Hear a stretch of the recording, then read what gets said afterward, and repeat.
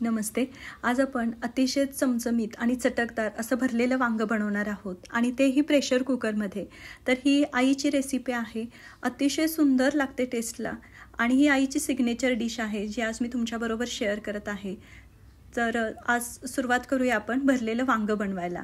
आम्ही जेव्हा हॉस्टेलला होतो तेव्हा सगळ्या आमच्या मित्रांची मैत्रिणींची रिक्वायरमेंट असायची की घरून भरलेलं वांगंच आण, कारण खूप सुंदर चवीला लागायचं आणि अगदी घरातल्या तुमच्या फ्रेश मटेरियलमध्येच हे बनवलं जातं.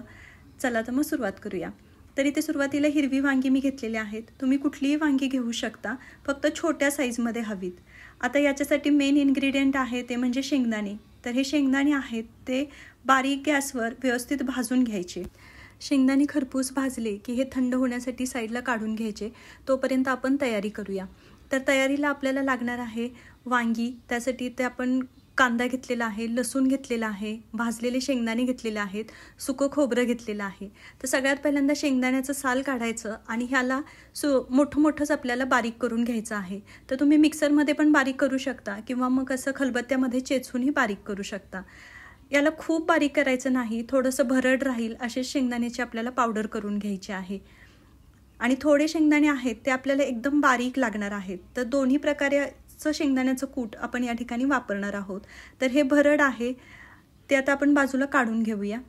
आता ह्याच खलबत्त्यामध्ये आपण सुकं खोबरं घालणार आहोत. तर हे पहा, शेंगदाणे असे बरेचसं मोठेच आहेत. तर थोडासा सुक्या खोबऱ्याचा तुकडा घ्यायचा, तोही याला खलबत्त्यामध्ये आपण व्यवस्थित चेचून घेणार आहोत. मसाले चेचून घातल्यामुळे काय होतं की याच्यातले जे काही फ्रॅग्रन्स आहे तो अतिशय सुंदर ह्या पदार्थामध्ये उतरला जातो, कारण चेचण्यामुळे ते सगळे इन्हान्स होतात, छान पसरले जातात आणि खाताना पदार्थ अतिशय चविष्ट लागतो. आता त्या चेचलेल्या खोबऱ्यामध्ये आपण 10 ते 11 लसूण पाकळ्या घालणार आहोत आणि हे लसूण खोबऱ्याचं हेही आपण भरड टाईपच मोठं असं वाटण करून घेणार आहोत. जर तुम्ही मिक्सरला करणार असाल तर पाणी न घालता हे वाटून घेऊ शकता. आता आपलं कूट झालेलं आहे, लसूण खोबरं बारीक झालेलं आहे. अजून एक पदार्थ आपल्याला लागणार आहे ती म्हणजे एकदम फ्रेश अशी कोथिंबीर. तर कोथिंबीर आहे ती व्यवस्थित स्वच्छ धुवून घ्यायची आणि तिला एकदम बारीक असं आपण चिरून घेणार आहोत. तर कोथिंबीरसुद्धा फ्रेश हवी. जेवढे पदार्थ तुम्ही फ्रेश वापराल तेवढा हा मसाला अगदी उठून छान वास सुटतो या मसाल्याला. तर भरपूर कोथिंबीर ही आपल्याला लागणार आहे. त्याचबरोबर 2-3 मीडियम साईजचे कांदेही बारीक चिरून घ्यायचे. आता वांगं चिरताना फक्त टोकाचा भाग काढायचा आणि कोवळी वांगी घ्यायची, जेणेकरून याचे आपल्याला काटे किंवा देठ काढायची गरज पडणार नाही. आता याला मधून 2 भागामध्ये काप करून घ्यायचे, म्हणजे मग असं मध्ये आपल्याला सारण भरता येईल. आता ही वांगी आहे ती पाण्यामध्ये बुडवून ठेवायची, म्हणजे काळी पडणार नाहीत. तर ही पहा, अगदी मीडियम साईजची आहेत. खूप छोटी पण वांगी घेऊ नका. खूप छोटी वांगी असली तर मग ती कडवट लागतात. तर ह्या साईजमध्ये घ्या. खूप मोठी नाहीत, खूप बारीकही नाहीत. आता आपली वांगी चिरून झालेली आहेत. मसाल्यासाठी इथे तुम्ही कांदा लसूण मसाला वापरू शकता किंवा तुमचा साठवणीचा घरचा जो मसाला असेल तो घेऊ शकता. तर इथे मी घरचा मसाला 4 ते 5 चमचे घेतलेला आहे. आता याच्यामध्ये जे आपण शेंगदाण्याची भरड करून घेतलेली ती घातलेली आहे. हे बारीक शेंगदाण्याचं कूट आहे तेही याच्यामध्ये मिक्स केलेलं आहे.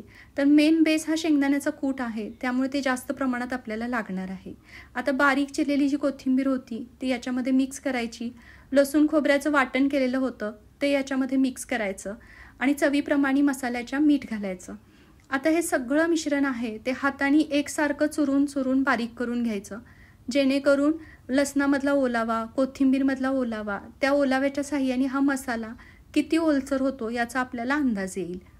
तर हे असं व्यवस्थित कुस्करून घेतल्यानंतर हे पहा, मसाला एवढा ओलसर झालेला आहे. तर आता आपल्याला अगदी 2 ते 3 चमचेच पाणी याच्यामध्ये घालावं लागेल. तर तेवढं पाणी मिक्स केलं तर हा मसाला आपला व्यवस्थित तयार होऊन जाईल. तर आता मी याच्यामध्ये पाणी मिक्स केलेलं आहे. पुन्हा एकदा हाताने व्यवस्थित कुस्करून घ्यायचं, म्हणजे मग आपल्याला धना पावडरसुद्धा घालायची गरज पडत नाही, कारण त्या कोथिंबीरीचाच वास या मसाल्याला खूप सुंदर येतो. हे पहा, आता हे आतामध्ये आपल्याला घट्ट पकडता येईल असा हा मसाला तयार झालेला आहे. कुठेही सुटत नाही, खूप पातळी नाही आणि खूप घट्टही नाही. तर आता मसाला तयार आहे, वांगी चिरून तयार आहेत. तर आता ही वांगी आपण भरायला घेऊयात. तर वांगं हातामध्ये असं पकडायचं, काप जिथे केले ती बाजू वर पकडायची. आता जे बनवलेला मसाला आहे तो घट्ट गोळी करायचा आणि मध्ये भरायचा. साईडला अजून बसेल इतका मसाला तुम्ही घालू शकता. एकदा मसाला भरला की वांगं व्यवस्थित हाताने दाबून घट्ट बंद करून टाकायचं. हे पहा, असं बंद करून टाकायचं जेणेकरून हा मसाला थोडासुद्धा बाहेर येता कामा नये. तर ह्या पद्धतीने आपण ही सगळी वांगी भरून घेणार आहोत. तर मसाला आपला बऱ्यापैकी घट्ट असल्यामुळे फार मसाला सुटत नाही आणि व्यवस्थित भरला जातो. तर ही वांगी आहेत ही मी आत्ता प्रेशर कुकरमध्ये शिजवणार आहे. तर तुम्ही ही पातेल्यामध्ये पण शिजवू शकता. थोडं पाण्याची वाफ देऊन हे वांगं खूप सुंदर शिजलं जातं. पण कधी कधी घाई असते, तर अशा वेळी प्रेशर कुकरचा वापर केलात किंवा घरी खूप पाहुणे असले तर ह्या पद्धतीने वांगं बनवलं तर खूप झटपट होतं आणि फ्रेश इन्ग्रेडियंट असल्यामुळे सगळ्यांना खायलाही ते अतिशय रुचकर लागतं. आता ही वांगी आपली भरून, हा पहा थोडासा मसाला शिल्लक राहिलेला आहे. तर हा मसाला आपण पुन्हा वापरणार आहोत, तर हा असंच ठेवून द्यायचा. आता कुकरमध्ये 1 ते 1.5 चमचाच तेल घालायचं. याला आपल्याला तेल हे जास्त लागणार नाही, कारण आता आपण शेंगदाण्याचं कूट आहे तर त्यालाही तेल सुटतं, खोबरं आहे त्यालाही तेल सुटतं. तर फोडणीमध्ये भरपूर अशी मोहरी घालायची, जिरे घालायचे, थोडंसं हिंग घालायचं आणि कढीपत्त्याची पानं घालायची. तर कढीपत्त्याची पानंसुद्धा एकदम फ्रेश घ्यायची. ही फोडणी व्यवस्थित भाजली गेली, परतली की याच्यामध्ये आपण चिरून ठेवलेला जो बारीक कांदा आहे तो मिक्स करायचा. आता कांदा भरपूर घालायचा आहे, कारण ग्रेव्हीसाठी आपल्याला कांद्याचाच बेस होणार आहे. तर हा कांदा आता आपण मीडियम गॅसवर अगदी व्यवस्थित परतून घेणार आहोत. तर कांदा व्यवस्थित भाजला जावा म्हणून कांद्याच्या अंदाजानुसार थोडंसं मीठ घालायचं, किंवा मग तुम्ही ग्रेव्ही किती पकडणार त्याच्या अंदाजानुसार सुद्धा या स्टेजला मीठ घालू शकता. आता कांद्याने कलर चेंज केलेला आहे, तर याच्यामध्ये कलरसाठी आपण बेगडी मिरची पावडर अर्धा चमचा घालणार आहोत. ह्या स्टेजला गॅस मंद ठेवायचा, नाही तर मग मिरची पावडर जळून जाईल. आता अगदी थोडंसं याच्यामध्ये आपण हळद घालणार आहोत. हा मसाला व्यवस्थित परतून झाला की गॅस मंदच ठेवायचा आणि आपण जी भरून घेतलेली वांगी आहेत ती सगळी कुकरमध्ये ठेवायची. आता जशी वांगी कुकरमध्ये ठेवाल तसं हलक्या हाताने थोडं हलवून घ्या, म्हणजे मग खाली लागणार नाहीत आणि त्या तेलामध्ये ही वांगी थोडीशी परतली जातील. हे पहा, आता सगळी वांगी बसलेली आहेत. 1 मिनिटभर याला असंच तेलामध्ये परतून घ्यायचं. आता जो मसाला शिल्लक राहिलेला आहे त्या मसाल्यामध्ये आपल्याला किती पाणी लागणार आहे तेवढं पाणी मिक्स करायचं आणि तो मसाला त्या पाण्यामध्ये विरघळून घ्यायचा. आता वांग्याला वाफ बसली की मग हेच पाणी आपण वांग्यामध्ये ओतणार आहोत. तर आता मी वांग्यावर झाकण हेच ताट ठेवलेलं आहे. आता गरम गरम वांग्यामध्ये हे पाणी ओतायचं आणि सगळे मसाले एकसारखे करून घ्यायचे. आता आपल्याला अंदाज येतो, कुकरमध्ये जेव्हा तुम्ही भरून वांगं करता तेव्हा खूप पाणी घालायची गरज नसते, कारण हे पाणी आटत नाही. तुम्हाला किती मसाला अपेक्षित आहे त्याच्या अंदाजानुसारच पाणी घालायचं. आता वांग्यानी कलर चेंज केलेला आहे, म्हणजे वांगी आपली तेलामध्ये व्यवस्थित परतलेली आहेत. तर आता आपण याच्यामध्ये थोडंसं पाणी घालूया. तर सगळं मिळून पाणी एक अर्धा कपपर्यंत गेलेलं आहे. तर हे पहा, एवढंसं ओलसर आहे आणि वांगी ही भरलेली इंटॅक्ट पॅक आहेत तशीच राहतात, अजिबात हालत नाहीत. म्हणजे ग्रेव्ही आपली शिजली जाते आणि भरलेला जो वांग्यामधला मसाला आहे तो सुद्धा अगदी व्यवस्थित उकडला जातो. आता जे राहिलेलं थोडंसं शेंगदाण्याची भरड होती ती याच्यामध्ये मिक्स करायची आणि गरज पडेल तर वरून थोडंसं मीठ घालायचं. आता हे पहा, पाणी आपण मापामध्येच घातलेलं आहे. तर मला खूप पातळ मसाला नको आहे, त्यामुळे मी तेवढंच पाणी घातलेलं आहे. आता मंद गॅसवर थोडीशी उकळी फुटली की एकदा वांगी हलवून घ्यायची आणि याला झाकण लावून स्लो गॅसवर, स्लो टू मीडियममध्येच आपण याला शिट्टी देऊन घेणार आहोत.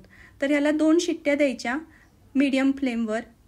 ह्या 2 शिट्ट्या झाल्यानंतर थोडा वेळ गॅस ऑन ठेवायचा, जेणेकरून हवा पकडली जाईल आणि मग गॅस बंद करायचा. कुकर थंड झाल्यानंतर तुम्ही बघाल तर अतिशय सुंदर हे वांगं शिजलं जातं. दिसायलाही कलर खूप छान येतो आणि चव अप्रतिम लागतेच. तर हे पहा, आता आपलं वांगं छान असं तयार झालेलं आहे. तर आता एकदा आपण याला हलवून बघूया. याचा मसालाही व्यवस्थित आपल्याला मापात झालेला आहे. हे तुम्ही भाताबरोबर पण खाऊ शकता, गरम गरम भाकरीबरोबर पण खाऊ शकता आणि तुम्हाला आवडत असेल तर तुम्ही याच्यामध्ये वरून तेल किंवा तूप घेऊन हे मसाल्यामध्ये कुस्करून पण खाऊ शकता. तर याचं देठ बघा, हा अगदी व्यवस्थित शिजला गेलेला आहे. वांगही शिजलेलं आहे, आतमध्ये मसाला भरभरून आहे. हे पहा, आणि बाहेर त्याची आपल्याला अपेक्षित आहे तेवढी ग्रेव्हीही राहिलेली आहे. तर असं हे मस्त चटकदार असं आपलं भरून वांगं तयार होतं. अतिशय रुचकर लागतं. एखाद्या नॉनव्हेजच्या पदार्थापेक्षाही हे वांगं खायला खूप सुंदर लागतं. न खाणारेसुद्धा अगदी बोट चाटून खातात. तर ही रेसिपी नक्की ट्राय करा. आईची रेसिपी आहे. आणि हो, आवडल्यास सबस्क्राईब करायला विसरू नका. सबस्क्राईब करा, लाईक करा, शेअर करा. पुढच्या वेळी आपण तेल वांगं बनवूया. भेटूया पुढच्या रेसिपीमध्ये. धन्यवाद.